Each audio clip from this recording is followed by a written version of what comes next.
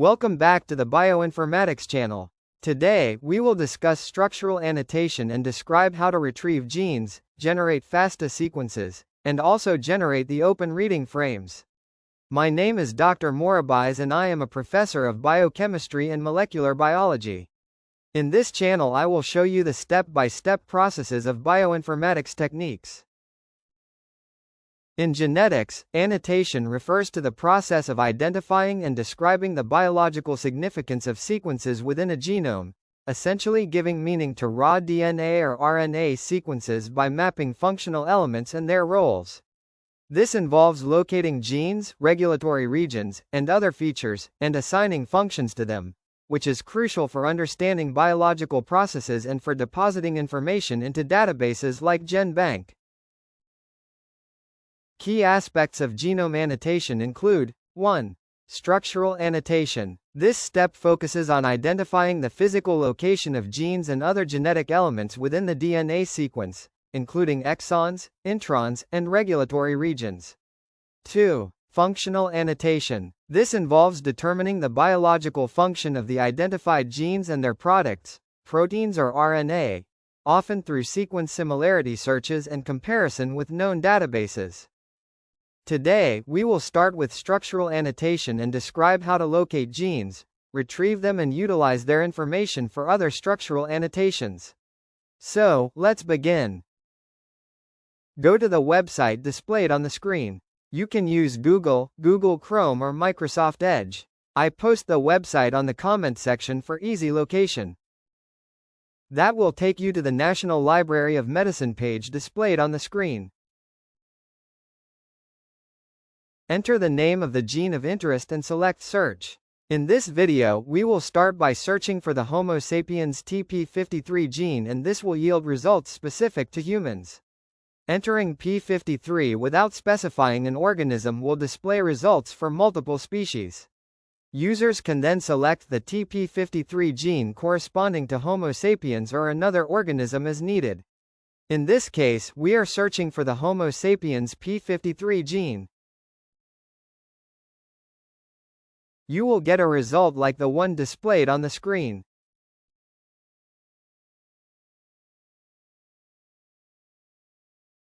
Click on the first result, which is the TP53 gene.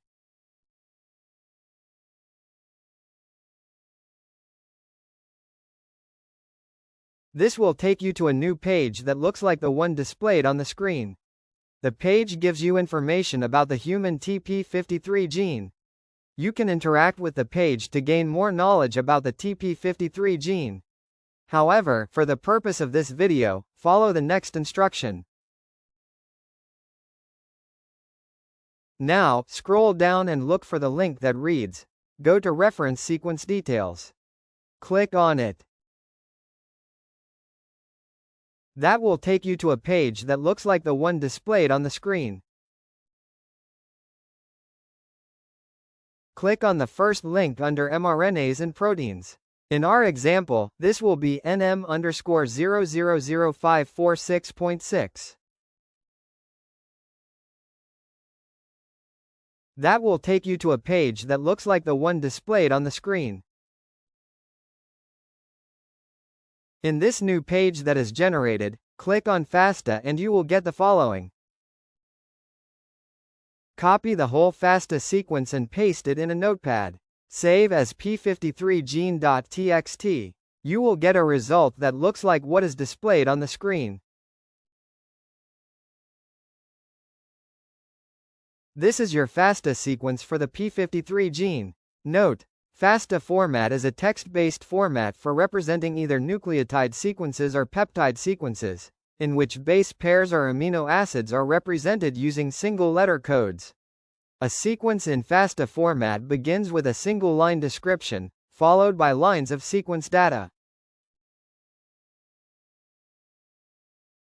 Make sure you include .txt while saving the file. After saving and closing, the file will indicate P53 gene. Keep this because you will need it later. Prediction of open reading frames, ORFs. Open reading frames are nucleotide sequences that begin with a start codon, August, and end with a stop codon, UAA, UAG, or UGA, serving as templates for protein synthesis. Long ORFs are useful in identifying functional RNA or protein coding regions in DNA.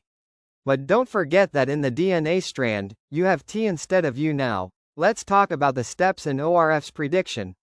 Click on the link that is displayed on the screen. The link is also posted in the comment section for easy access. You will see a page that looks like the one displayed on the screen. Copy and paste your P53 gene FASTA sequence from Notepad, and click on the Submit button. The ORFs are generated. You will see the following.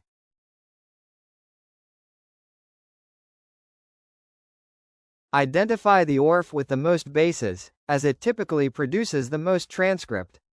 For example, in P53, ORF2 is the longest, starting at base 143 and ending at 1324, spanning 1182 bases, 393 amino acids, 1179 for coding, 3 for the stop codon. Select Tools, then Sequence Text View, to see the codons displayed from start to finish. As you can see on the screen, the sequence codons are marked out from beginning to the end. Click on Display ORF as, and select CD's translation. The CD's translation of the sequence would be displayed. Note, CD's stands for coding sequence.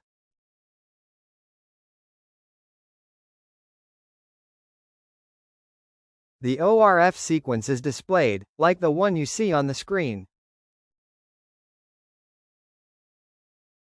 You can also generate your ORFs through this other way. Click on the link displayed on the screen. The link is provided in the comment section for easy access.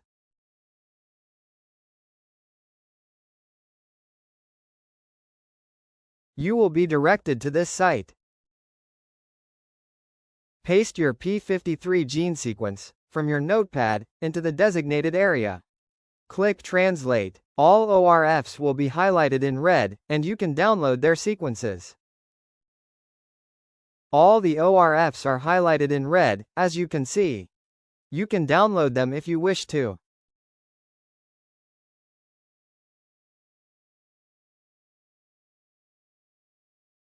Note: an open reading frame, ORF, is a contiguous sequence of DNA or RNA that starts with a start codon, typically ATG, and ends with a stop codon, TAA, TAG or TGA, representing a potential protein coding region. Exons, on the other hand, are the actual coding segments within a gene that are expressed in the final mRNA after introns, non-coding regions, are removed during RNA splicing in eukaryotes.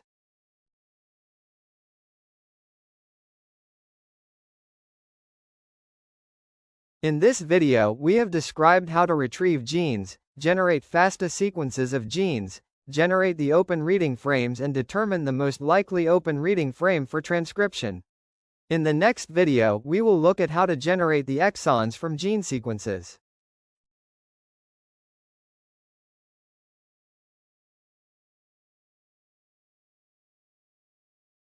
And that is it for now. You can click on the Structural Annotation-2 video where I will show you how to generate exons from DNA sequences. See you there.